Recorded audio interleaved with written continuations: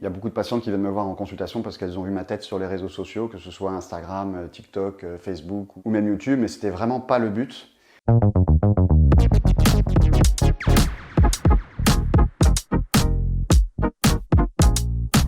Parce que c'est le prolongement naturel de mon activité au quotidien. Au quotidien, je suis en consultation avec des patientes, je réponds à leurs questions, je leur explique plein de trucs, et j'avais envie que cette information médicale soit délivrée à beaucoup plus de monde, de manière simple, précise, percutante.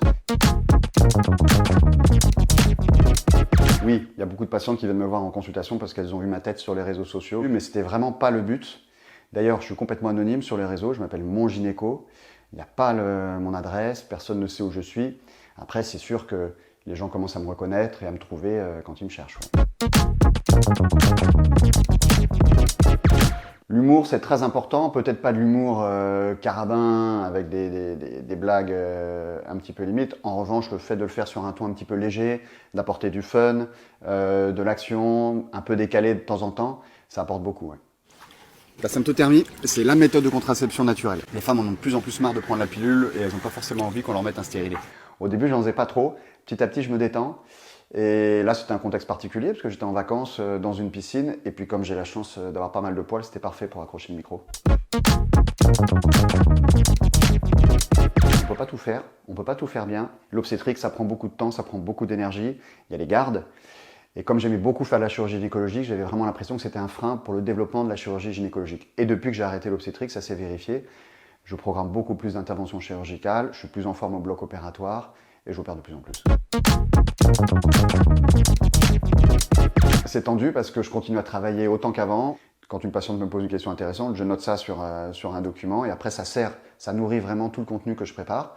Après je scripte, après on tourne. Chérie, ouais. j'ai ma copine Sophie, elle a rendez-vous chez sa gynéco la semaine prochaine pour une colposcopie. Elle flippe à mort. C'est douloureux comme examen ou pas? Et après, c'est ma femme qui s'occupe du montage et puis des relations avec les contacts qu'on peut avoir grâce à cette activité. Ma meuf, elle sait tout en gynéco, elle en sait presque autant que moi. Pas tout à fait, mais pas loin. Ça fait 2 ans. Quand on est dans une relation stable.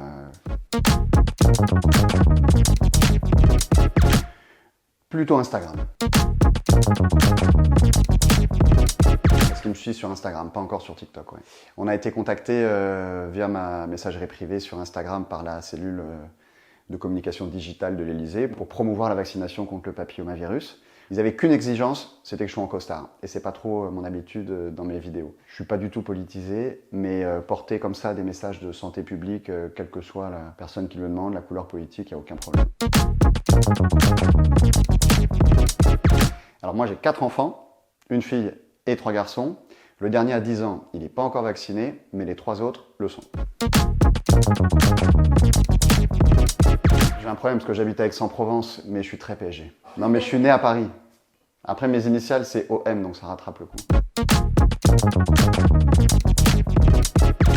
Un cri de guerre, hein, qu'est-ce que je dis quand j'arrive au bloc ou en consultation ou à ma secrétaire ou aux enfants. Je dis souvent bande de glands, mais c'est pas très adapté.